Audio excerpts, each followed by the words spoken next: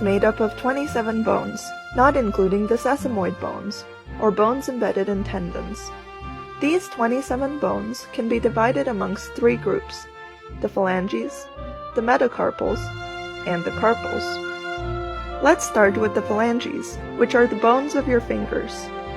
There are 14, and these can be divided into the distal, intermediate, and proximal phalanges. The distal ones are the most distant from your body's core, while the proximal ones are the closest to your palm. Your thumb is the only finger that lacks an intermediate phalanx bone, mirroring your big toe's structure. The points of contact between the phalanx bones of each finger are called the interphalangeal articulations of the hand. Articulation is just a fancy word for joint. 5 metacarpals run from the proximal phalanges to the carpal or wrist bones.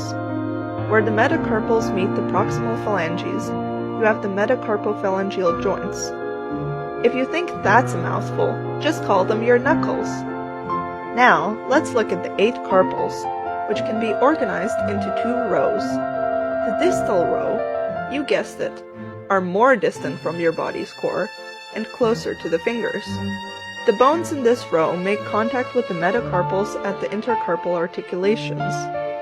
The proximal row articulates the bones of the forearm. The proximal row includes the scaphoid, lunate, triquetral, and pisiform. The distal row includes the trapezium, the trapezoid, capitate, and hamate. Here's a helpful mnemonic I found for the carpals. So long to pinky, here comes the thumb.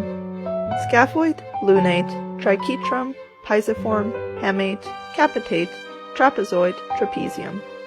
The mnemonic goes in a little circle, starting with the proximal carpal bone nearest the thumb, and ending with the distal carpal bone nearest the thumb.